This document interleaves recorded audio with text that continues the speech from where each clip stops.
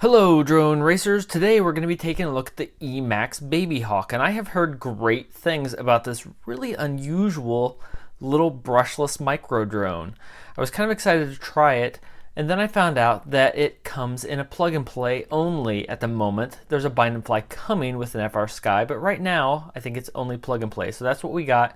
And we got it with an XM Plus receiver to add to it. So in this video, we're going to take a look at what's in the box and do a flight review. I've already posted a video going through the process of adding the XM receiver to the BabyHawk. So that's up in the corner now and on the channel already. If you need to see how to set it up and install it, it worked pretty well in the end, even though it was pretty frustrating.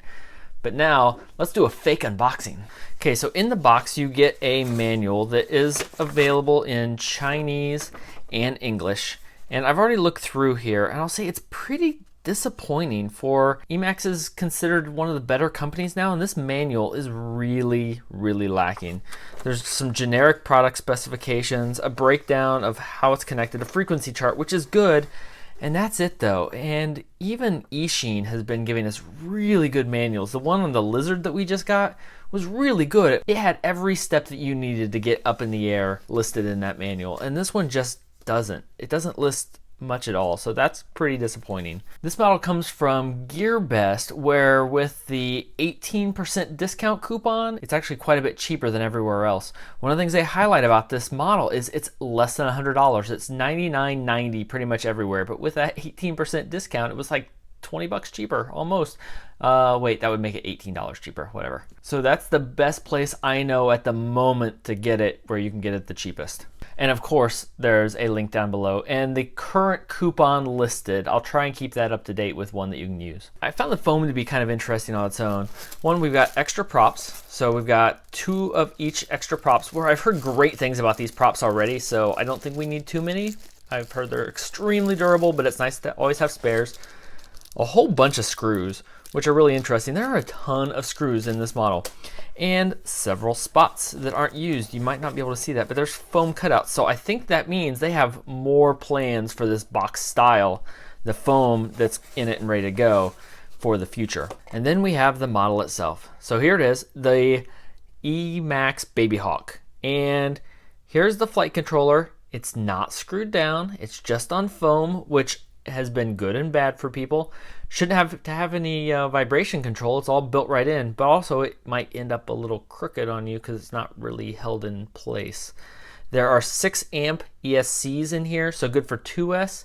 Not good enough for 3S officially. I think a couple people have tried, but I don't think it's going to quite cut it. And it comes with these header pins to connect the receiver with. And I've seen people connect with wires. I've seen people take these off and solder directly to the board. Here you can see in my other video the process that I went through to actually use the XM Plus and connect the pins. Even though they didn't quite fit, I got them to fit. And what I had to do with the antenna sticking out the back, it just didn't work. These antennas, these props are too close. So I had to spin those around and run them through. Again, all that's in that video, but they're coming out the bottom, which I think is pretty good. I don't think it's going to be a problem. The unit is available with either a circularly polarized or a linear antenna. As far as I know, everybody just sends them out randomly. I would prefer the circularly polarized for this because I think this is probably mostly an outside flyer. I'm going to try it in my basement, but we're going to see how it goes. But I would prefer on this one to have the circularly polarized antenna, I think, even though this one should be much more durable and as prone as I am to crashing. Yeah, now looking at this, that's nice and loose. I'm not going to break this, so maybe I do like this. It's partially going to depend on, is this going to be one of the flyers for my son? If I let him fly this, if it ends up being that durable, then I will really appreciate that. The camera is hard mounted in this position. I'm curious to see. It's like a 540 camera. The stats are in the manual, but it's not an amazing camera stat-wise, but I'm curious to see how it actually looks. One of the things that's interesting about this is there's no carbon fiber. Everybody has gone pure carbon fiber, and they have totally bucked that trend. It is just a plastic case shell that seems really well built with a lot of screws. Screws to hold it down, screws to hold the camera. There's even nuts. It has, look at that. There's nuts. Are they nuts? Sorry, bad. That's a bad dad joke. But there are screws and nuts holding this thing together. So it's just a really interesting design. Very frustrating to add a receiver to. If I haven't said it yet, I'll say it again. I would recommend the bind and fly if you're a free sky flyer. But it looks pretty good. Part of the reason it's so cheap though is it doesn't come with a battery. So our first test is always, how long does it fly? Well, it depends on what battery you put with it. I'm going to be using these batteries that I got for the King Kong 90 GT that have been pretty good for me. It's a 350 milliamp 2S battery. It's pretty light, and I think it will serve this well if I can use it for both the 90 GT and the BabyHawk. And I'm really curious to see how they compare because I really like the 90 GT. It's a really good model. How are they going to compare though? Because once I add a battery to it and a receiver, the price is pretty darn close as long as I'm using that discount code. And another thing, this does not come set up for your radio at all. You have to go through it from scratch. So again, if you need help with that, refer back to my video that I've linked to help you get that all set up and going. So I have done a hover test with this just to make sure it works. Now we're going to take this battery and go fly it and see how it does.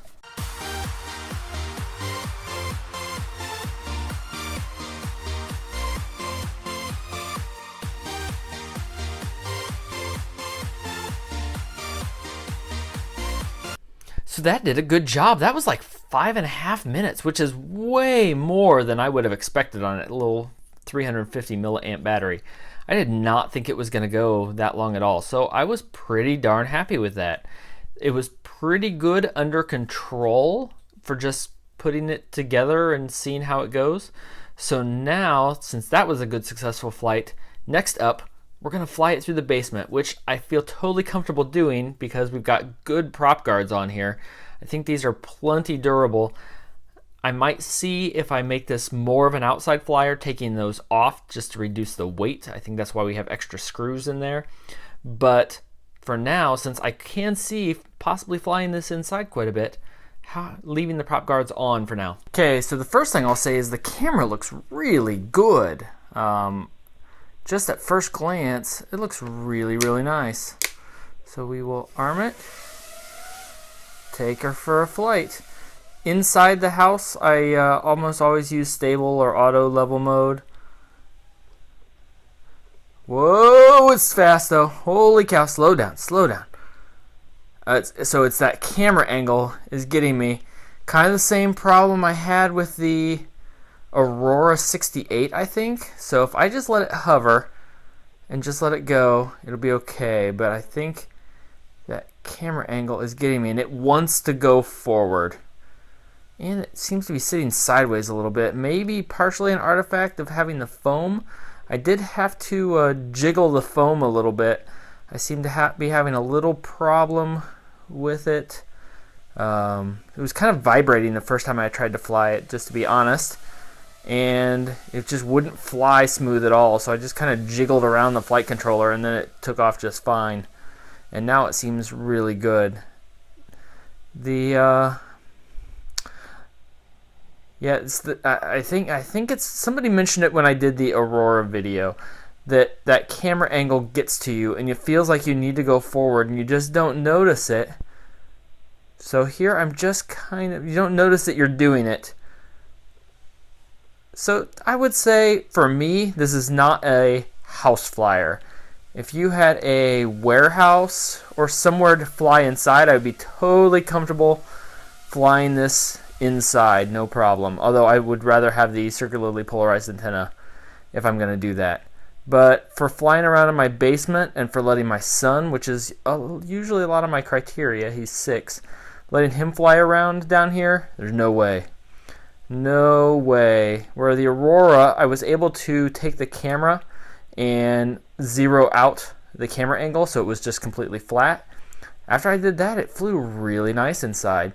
And I can't do that with this one, but I think this thing is going to be great outside. I think that's going to be part of my big test.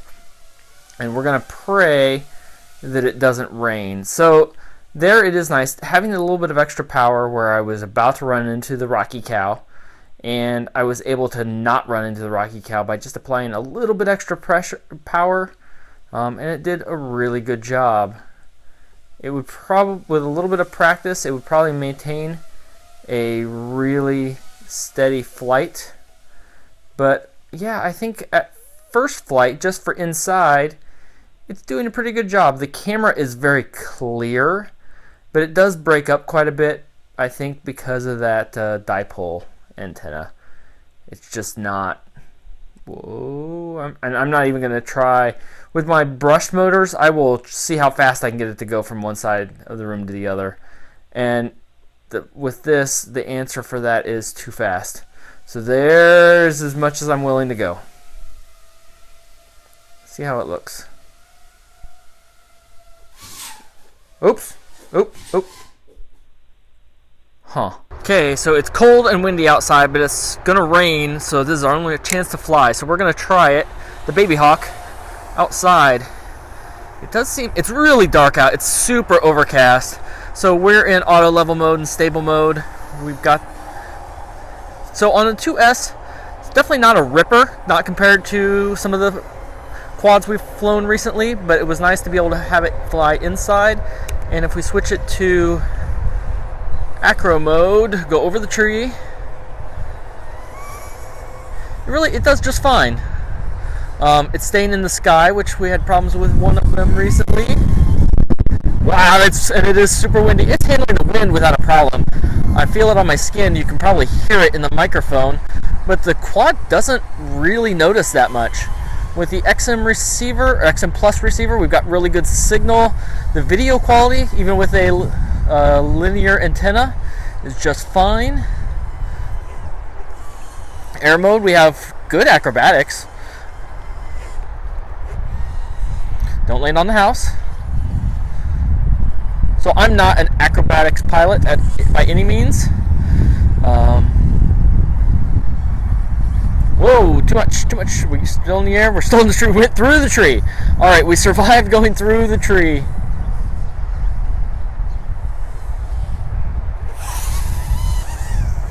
Can't barely see what's going on.